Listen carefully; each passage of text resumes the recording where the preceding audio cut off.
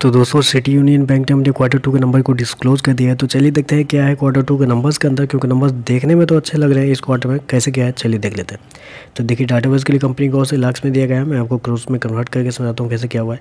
तो देखिए पिछले क्वार्टर की बात करें तो पिछले क्वार्टर में कंपनी का टोटल इनकम 1457 करोड़ के आसपास, पिछले साल 1354 करोड़, अभी देखें तो बढ़ के 1486 करोड़ के आसपास आपको देखने को मिला है। तो साल दर साल अगर क्वार्टर देखें तो कंपनी का जो टोटल इनकम है वो आपको बढ़ता हुआ देखने को मिल रहा है। इंटरेस्ट इनकम की बात कर लेते हैं, क्योंकि मेन रेवेन्यू तो यहीं से जनरेट हो रहा है।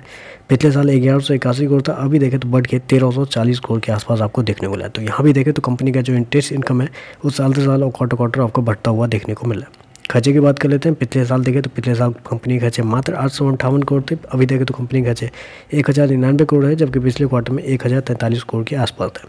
तो खर्चे भी देखें तो खर्चे भी ऑन एन एवरेज कंपनी का जो है वो ठीक ही है, कंट्रोल में। हल्का सा कंपनी ने इस क्वार्टर में ज़्यादा कर दिया है। वो कहाँ पे ज़्यादा किया वो भी मैं आपको बता दूं, क्योंकि पिछले क्वार्टर में कंपनी का अगर देखा जाए तो ऑपरेटिंग एक्सपेंसेस जो होते हैं, जैसे employ cost, other operating expense, ये सब जो होती है वहाँ पर कंपनी ने पिछले क्वार्टर के मुकाबले ज़्यादा इस क्वार्टर में खर्च कर दी, जिसकी वजह से कंपनी का जो ऑपरेटिंग प्रॉफिट है वो थोड़ा सा कम आपको देखने को मिल रहा है।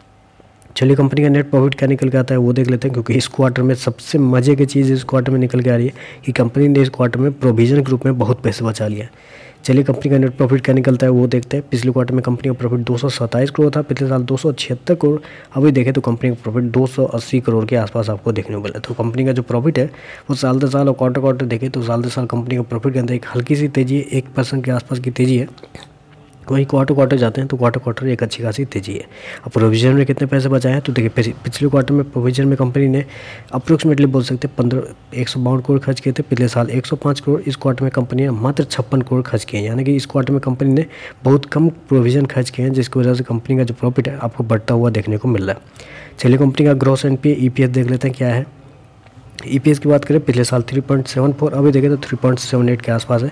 ग्रॉस एनपीए की बात कर लेते हैं तो देखिए पिछले साल 4.36, अभी देखें तो 4.66। तो फिर से वही दिक्कत आ रही है, यही कम मतलब एक ही प्रॉब्लम आ रही है इस कंपनी के साथ, वो ये निकल के आ रही है कि कंपनी का जो ग्रॉस एनपीए या नेट एनपीए जो है वो हमेशा कंपनी का एक बहुत बड़ा सिरदर्द बन के बैठा हुआ है। फिर यही देखने को मिल रहा है। ग्रॉस एनपीए की बात करें 4.36 से बढ़ के 4.66 आ चुका है, जबकि पिछले क्वार्टर से कम हुआ है, लेकिन पिछले साल से ज़्यादा देखने को मिल रहा है। नेट एनपीए की बात कर लेते हैं तो देखिए पिछले साल कंपनी का नेट एनपीए अगर देखा जाए तो 2.69 गिर के अभी 2.34 है। तो यहाँ पे एक अच्छी बात है कि कम से कम नेट एनपीए कंपनी का गिरता हुआ देखने को मिला है, लेकिन ग्रॉस एनपीए कंपनी का बढ़ता हुआ देखने को मिल रहा है। ओवरऑल देखें तो मेरे हिसाब से ये जो नंबर दिए गए कंपनी के द्वारा एवरेज टाइप के नंबर है, नहीं ज़्यादा अच्छे हैं नहीं ज़्यादा ख़राब है, एवरेज टाइप के नंबर है। देखते हैं मार्केट कैसे रेट करता है। तो बस आज के लिए बस इतना ही। वीडियो पसंद आए तो लाइक कीजिएगा, साथ में साथ चैनल को सब्सक्राइब जरूर कीजिएगा। धन्यवाद।